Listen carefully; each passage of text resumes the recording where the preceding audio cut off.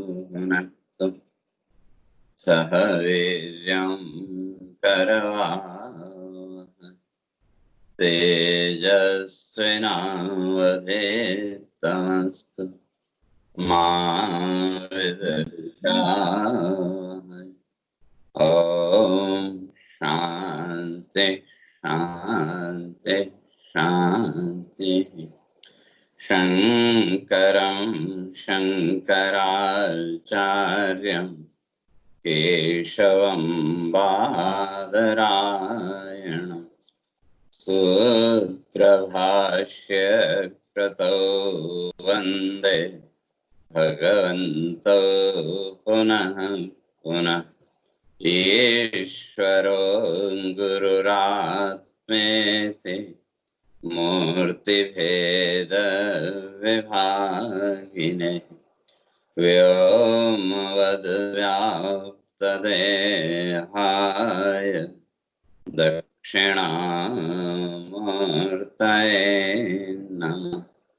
ॐ शान्ति शान्ति शान्तिः।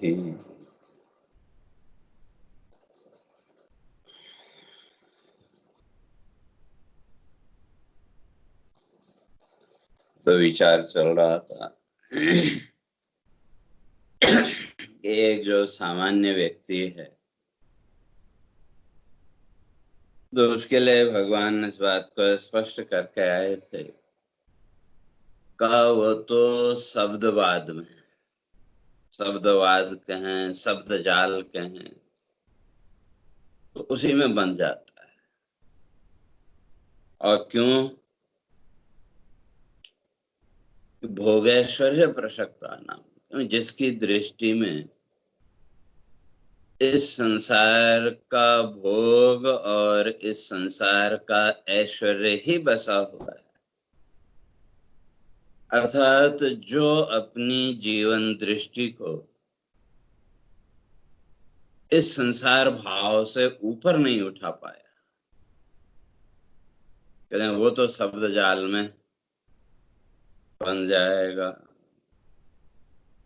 और ये जितना भी शब्द ज्ञान, इसलिए पहले चर्चा करके आए थे, एक शब्द ज्ञान और दूसरा अनुभवजन्य ज्ञान, अर्थात प्रैक्टिकल नॉलेज। एक थियोरिटिकल नॉलेज और दूसरा प्रैक्टिकल नॉलेज। तो अनुभव युक्त जो ज्ञान है वो कभी नष्ट नहीं होता है, लेकिन जो शब्द ज्ञान है वो तो प्रकट हुआ और नष्ट हुआ। किसी भी वस्तु के विषय में जो कुछ भी आपने पढ़ा समझा, जो कुछ भी है, जितना भी शब्द ज्ञान है, वो वस्तु आपके सामने आई तो उससे जुड़ा हुआ जितना भी हमारा शब्द ज्ञान था वो प्रकट हुआ। और जैसे वो वस्तु हमारे सामने से हटी, उस वस्तु से जुड़ा हुआ जो शब्द ज्ञान है वो भी क्या हो गया? वो भी गायब हो गया। लेकिन आपका जो एक्सपीरियंस है, आपका जो अनुभव है, वो अनुभवजन्य ज्ञान कभी नष्ट नहीं होता। तो इसलिए भगवान इस बात पर स्पष्ट करके आए थे कि जिसने शब्द ज्ञान को ही ज्ञान समझ लिया तो वो तो फिर उस शब्द जाल में, शब्द ज्ञान में बन जाएगा। उससे आगे उसकी दृष्टि जाएगी ही नहीं। और उसका फल कामात्माना स्वर्ग परा, जन्म कर्म फल प्रदान। तो उसके जो मन की कामनाएं हैं, वो जो भोग की, संसार की जो इच्छाएं हैं, वो इच्छाएं तो उसकी नष्ट हुई नहीं। और उन इच्छाओं को लेकर के फिर नए नए संकल्प करेगा, और उन संकल्पों का फल भोगने के लिए जन्म कर्म फल प्रदान, जन्म और फिर कर्म फल का भोग तो वो उसके जीवन का जो चक्र है वो चलता रहेगा। तो ऐसे जो व्यक्ति हैं उसके लिए भगवान कहे थे क्रिया विशेष बहुलाम भोगैश्वर्य गतिम प्रति। तो उनका सारा जीवन, सारी साधना, सारा ज्ञान किसके लिए? भोग ऐश्वर्यम प्रति, इस संसार का भोग, सुख दुख आदि भोग और इस संसार का जो ऐश्वर्य है तो उसकी दृष्टि वहीं बंधी रहेगी।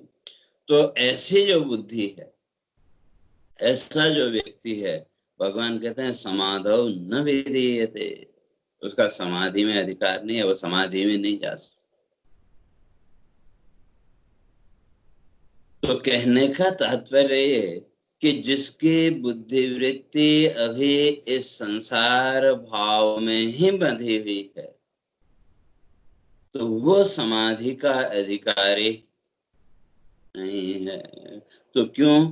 तो भगवान उसी बात को आगे स्पष्ट कर रहे हैं 44वें श्लोक में, भोगैश्वर्य प्रसक्तानां तयापहृत चेतसाम् व्यवसायात्मिका बुद्धि समाधौ न विधीयते। भगवान कहते हैं भोग ऐश्वर्य प्रसक्तानाम, जिन्होंने अपनी दृष्टि को या अपनी जो बुद्धि है उस बुद्धि को भोग ऐश्वर्य प्रसक्तानाम, इस संसार के भोग और ऐश्वर्य तक सीमित रखा। और जो कल भी चर्चा करके आए थे, मनुष्य स्वर्ग की इच्छा क्यों रखता है? क्यों कहीं न कहीं हमारी कल्पना में स्वर्ग के भोगों का ज्यादा महत्व है।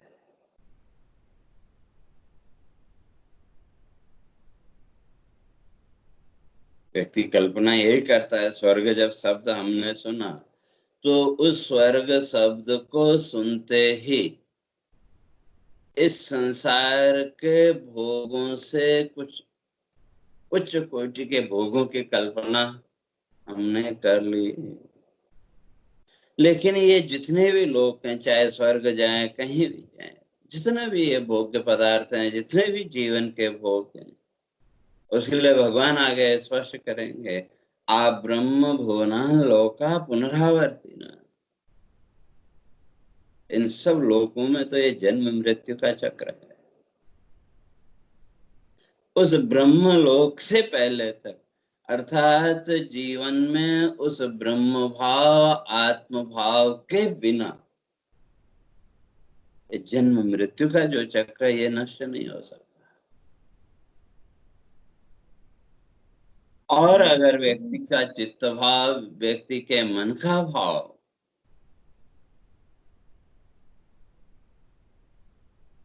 केवल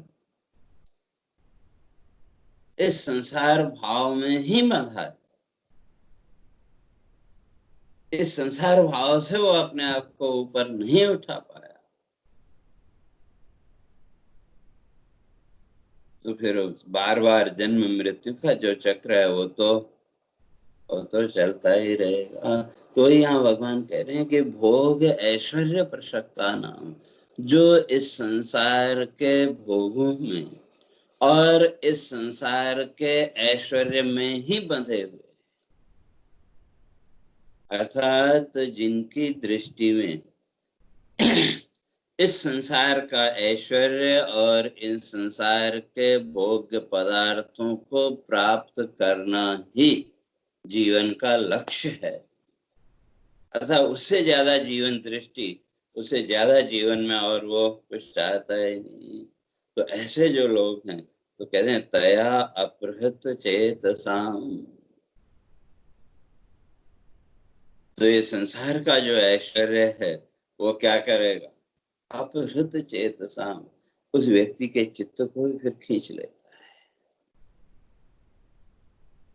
अर्थात उस व्यक्ति के मन को खींच लेते हैं भोग्य पदार्थ। और जहां तक भोगों की बात है तो भर्तृहरि बड़ी अच्छी बात लिखते हैं, वो कहते हैं भोगा न भुगता वयमेव भुगता। संसार के जितने भी भोग्य पदार्थ हैं ये नष्ट नहीं होने वाले,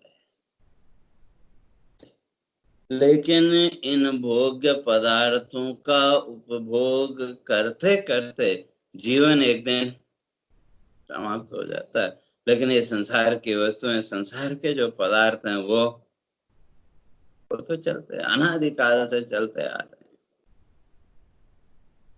इसीलिए मंत्र कहता है तेन त्यक्तेन भुंजीता,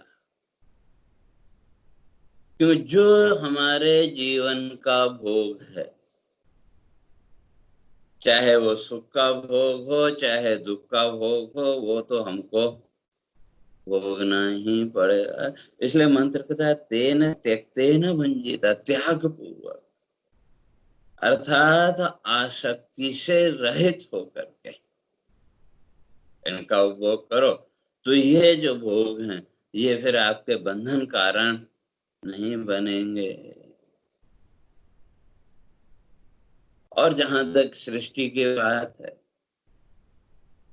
इस सृष्टि की रचना तो परमात्मा ने समष्टि भोग की, और इसमें से जितना जिसका भोग है उतना उसको मिलेगा, उससे ज्यादा मिलने वाला नहीं,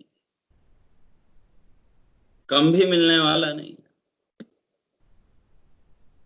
जो जिसका भोग है वो तो उसको पूरा करना ही पड़ेगा। तो इसलिए ये संसार के जितने भी भोग्य पदार्थ हैं, तो ये सारे के सारे भोग्य पदार्थ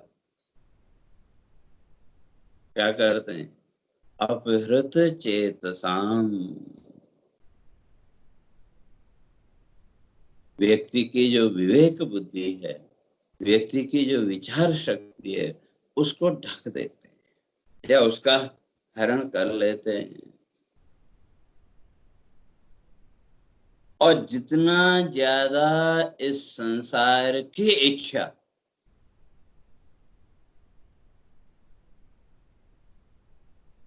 उतना ही ज्यादा चित्त में विक्षेप, और उसका कारण ये अपहृत चेतसा, जिस चित्त को, जिस मन को ईश्वरीय भाव के साथ हमको जोड़ना था और कोशिश भी करते हैं, लेकिन जिस दिन यह संसार भाव बढ़ गया, कोई संसार की वृत्ति, कोई संसार का भाव जिस दिन बहुत दृढ़ होकर के आपके सामने आया, तो उस दिन वो ईश्वर भाव छूट जाता है कि इसलिए भगवान कहते हैं भोगेश्वर्य प्रसक्ता नाम, जो इस संसार के भोग और इस संसार के ऐश्वर्य में बंधे हुए, और जितना भी संसार के पदार्थ हैं, जितना भी भोग है, ये ऐश्वर्य है, ये सब हमको देता क्या है? शास्त्रकार इस बात को स्पष्ट करते हैं कि ऐश्वर्यम विपदा बीजम ज्ञान प्रच्छन्न कारण मुक्ति मार्ग कुठारश्च भक्तेश व्यवधायकम। ऐश्वर्यम विपदा बीज, ये जो ऐश्वर्य है ये विपदा बीज, विपत्ति का बीज है, विपत्ति का मूल है। ऐश्वर्य का अर्थ ये धन संपत्ति जितना भी है, और ये जितना भी संसार का ऐश्वर्य है, इस ऐश्वर्य की स्थिति क्या है? शास्त्रकारों ने स्पष्ट किया, वो कहते हैं अकाल मेघवद वित्त। इस संसार का जो ऐश्वर्य है वो तो अकाल मेघवद, अकाल के बादलों की तरह, कहीं अकाल पड़ जाए और अचानक आसमान में एक बादल का टुकड़ा दिखे तो हर एक व्यक्ति के अंदर वो आशा जगती है कि चलो बादल है तो शायद बारिश हो। और इतने में हवा चली और वो हवा उस बादल के टुकड़े को उड़ा के ले गई। तो जितना आशा का संचार हुआ था मन में, या वो मन में जो आशा जगे उससे जो एक सुख का भाव प्रकट हुआ, उस बादल के टुकड़े के सामने से हटते ही सुख के स्थान पर फिर दुख का भाव। तो इसी तरह से संसार का जितना भी ऐश्वर्य है, जितना भी वैभव है, ऋषि कहते हैं कि वो सब क्या है, अकाल मेघवत, उस अकाल के मेघ की तरह ही। और ये जितना भी है भोग ऐश्वर्य प्रसक्त है ना, जो भोग और ऐश्वर्य में जो प्रसक्त है, तो ये ऐश्वर्य संसार का भोग ये सब देने वाले क्या है, ऐश्वर्यम विपदा बीजम, संसार की विपत्ति। जिसके पास जितना ज्यादा ऐश्वर्य, उसकी चिंताएं भी उतनी ज्यादा हैं कि, और संसार में जिसके पास नहीं है उसकी भी चिंता है। तो कारण दोनों इसीलिए दुखी हैं, जिसके पास है वो भी दुखी और जिसके पास नहीं है वो भी दुखी। उसका कारण ये कि हमने इस भौतिक ऐश्वर्य को, इस संसार के ऐश्वर्य को ही अपने जीवन का आधार मान लिया। और जब इसी को अपने जीवन का आधार मान लिया तो ये जो संसार वृत्तियां, इन्होंने क्या किया, अपहृत चेतसा, हमारा जो चित्त है, हमारा जो मन है, उस मन का भी अपहरण कर लिया, उसको किडनैप कर लिया। इसलिए ऐश्वर्यम विपदा बीजम ज्ञान प्रच्छन्न कारणम। तो ये संसार का जो ऐश्वर्य ये क्या करता है, ज्ञान प्रच्छन्न कारणम। व्यक्ति के अंदर जो ज्ञान वृत्ति है, व्यक्ति के अंदर जो थोड़ा बहुत ईश्वरीय विचार के सामर्थ्य है, वो धीरे धीरे वो भी क्या हो जाती है, वो भी समाप्त हो जाती है। मुक्ति मार्ग कुठारश्च भक्तेश्च व्यवधायकम। और ये मुक्ति मार्ग में कहते हैं कुल्हाड़ी की तरह, और भक्तेश्च व्यवधायकम, भक्ति में भी व्यवधान पैदा करने वाला।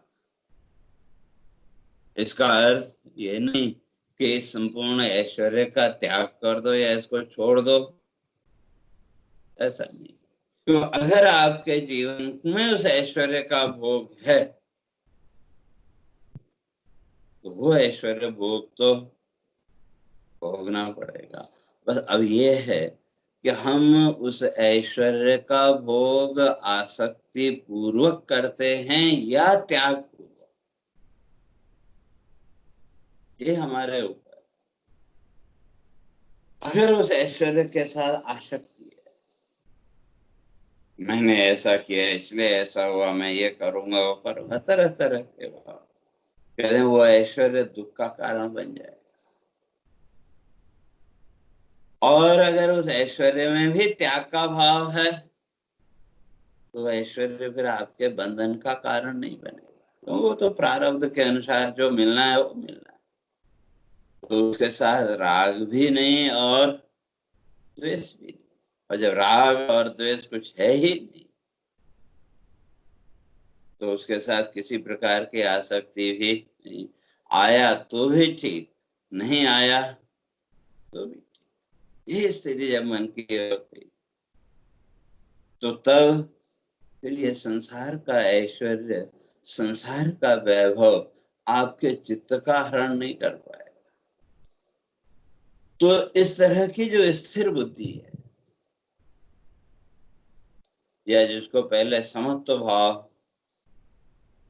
पहले भगवान स्पष्ट करके आए थे कि सुख दुखे समय कृत्वा लाभा लाभ जया जयो,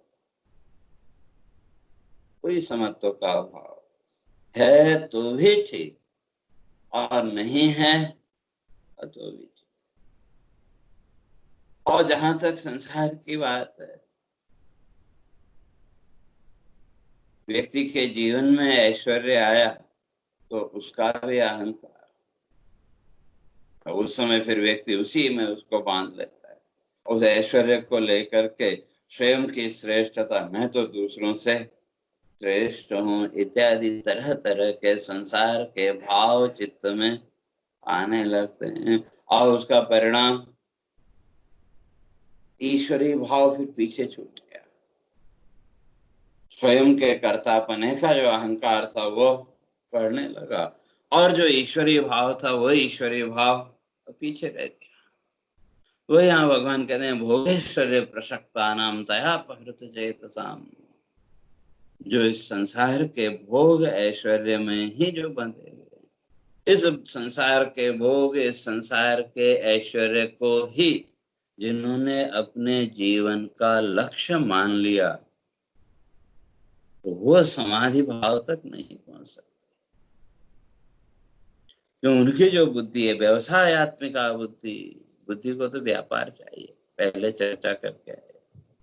अब जिसने अपनी बुद्धि का उपयोग केवल इस संसार के भोग और इस संसार के ऐश्वर्य के लिए ही जो कर रहा है, तो फिर वहां ईश्वर भाव भी कहाँ आ पाएगा? और उस ईश्वर भाव को हम लाए भी तो वो भी किसके लिए?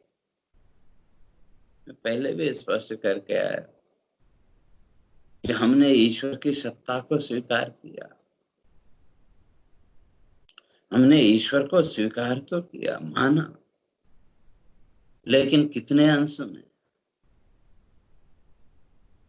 वो चाहे कोई भी मूर्ति हो, कोई भी रूप हो, जिस किसी भी मूर्ति की, जिस किसी भी रूप में आप उपासना कर रहे हैं, अगर वो हमारे संसार की इच्छाओं को पूरा करने में समर्थ है तो हम उसको ईश्वर रूप से स्वीकार कर लेते। और अगर लगा कि नहीं, इससे तो हमारे संसार की इच्छाएं पूरी नहीं होंगी, तो वो एक देवता या मूर्ति को छोड़ करके फिर दूसरे ने बताया इसकी उपासना करो, तो हम उस तरफ दौड़ गए। तीसरे ने कहा नहीं, ये नहीं, इसकी उपासना करो, मेरी तो ये इच्छा पूरी हो गई थी, तो हम उधर भाग गए। तो पूरा जीवन एक भटकाव के अतिरिक्त और कुछ नहीं। और बहुत से लोग भी फिर क्या करते हैं, क्रिया विशेष बहुलाम, तरह तरह की क्रियाएं, भाई ये करो तो तुमको ये मिल जाएगा, ये करो तो तुमको ये मिल जाएगा। ठीक है, मिलेगा तो सही, लेकिन उसके लिए तो फिर से जन्म लेना पड़ेगा।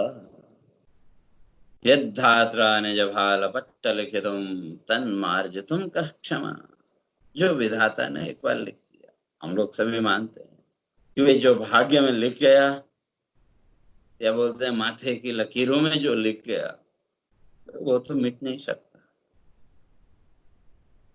जो ये हम मानते हैं, प्रारब्ध को मानते हैं, जो हमको मिलना है, चाहे वो सुख हो चाहे दुख हो, वो तो मिलना है। लेकिन फिर भी पूरे जीवन का विश्लेषण हम करके देखें,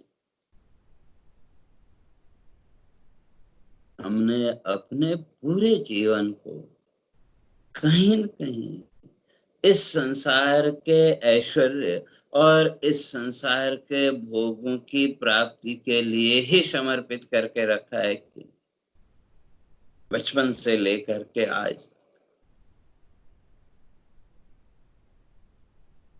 और एक तरफ हम ये भी मानते हैं, स्वीकार करते हैं कि भाई जो प्रारब्ध में होगा तो मिलेगा, मानते हैं, स्वीकार करते हैं।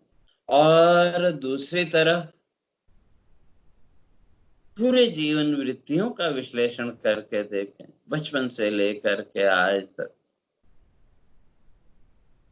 कहीं न कहीं इस संसार के भोगों के प्रति ही हमारी निष्ठा है कि नहीं?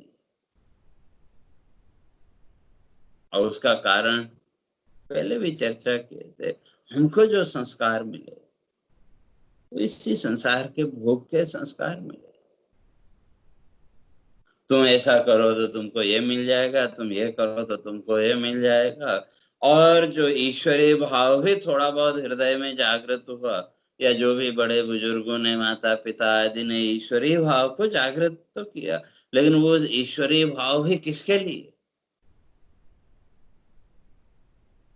इसी संसार के भोगों की प्राप्ति के लिए। ये कर लो तो ये मिल जाएगा, इस देवता की पूजा करो तो तुमको जीवन में ये मिलेगा, इस देवता की पूजा करो तो ये मिलेगा। और दूसरी तरफ प्रारब्ध या भाग्य, उसको भी हम स्वीकार करते। तो कहने का अर्थ ये कि संसार की आसक्ति, संसार के भोग और ऐश्वर्य का भाव हमारे चित्त में इतना दृढ़ है, इतना मजबूत है, तो उसने क्या किया? हमारे उस ईश्वर भाव का हरण कर लिया। हमारा जो आत्म भाव था, उस आत्म भाव को हरण कर लिया। और जब वो आत्म भाव का हरण हुआ तो उसका परिणाम पूरे संसार का सुख और दुख। और उसके लिए मैं पहले भी उदाहरण दे के आया था। सुबह जब आपकी आंख खुली, आंख खुलते ही जो पहला क्षण, प्रथम क्षण, उस क्षण में किसी प्रकार का सुख दुख है क्या? किसी प्रकार का संसार है क्या? न वहां सुख दुख है, न किसी प्रकार का संसार। जब तक ये संसार और इस संसार के सुख दुख का भाव नहीं है, तो तब तक कहीं न कहीं आपके चित्त में एक शांति का भाव, एक आनंद का भाव है। और फिर जैसे जैसे इस संसार के साथ जुड़ते गए, ये संसार भाव जैसे जैसे सामने आता गया, तो उसका परिणाम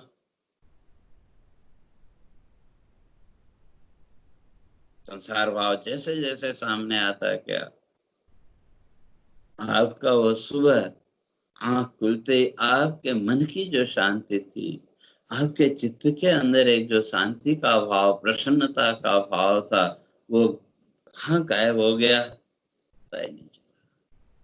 इसलिए हम भगवान कह रहे हैं कि वे तया प्रहत चेतसाम, ये संसार भाव तो उस बुद्धि का हरण करेगा, उसको समाधि में नहीं जाने देगा। इसलिए व्यवसायत्मिका बुद्धि समाधौ न विधीयते। इसलिए जिसकी बुद्धि इस संसार के व्यापार में ही लगी हुई है,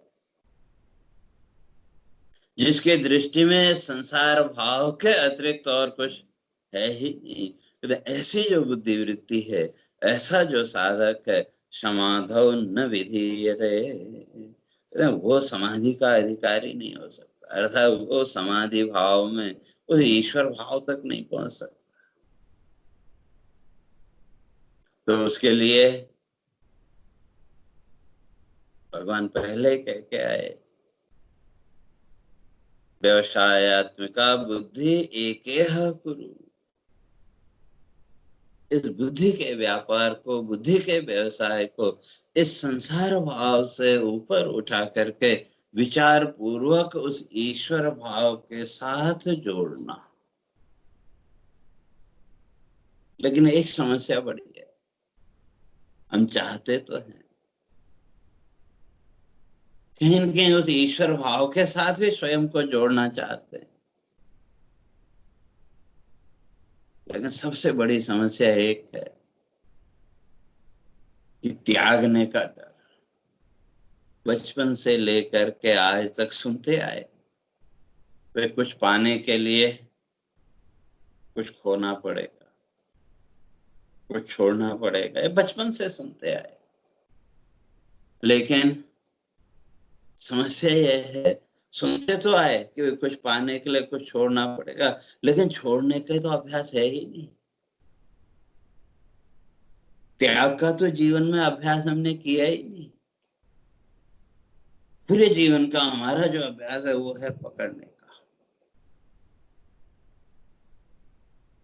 और जैसे ही छोड़ने की बात आई, जैसे ही त्याग की बात आई, कोई भी वस्तु हो, जिस किसी भी वस्तु को हमने पकड़ के रखा, जैसे ही उसके त्याग के छोड़ने की बात सामने आई, तो व्यक्ति के अंदर एक अनजाना भय, एक अज्ञात भय पैदा हो जाता है। और वो जो डर है, वो डर फिर व्यक्ति को आगे बढ़ने नहीं देता। तो इसलिए मैं कहता हूँ कि भाई त्यागने की बात ही नहीं है, हमारा अभ्यास पकड़ने का, बस केवल पकड़ो। भगवान भी वही कहते हैं कि पकड़ो। जिस तरह से आपने इस संसार भाव को, संसार के भोग ऐश्वर्य के भाव को पकड़ के रखा है, वो उसी तरह से उस ईश्वर भाव को भी पकड़ना।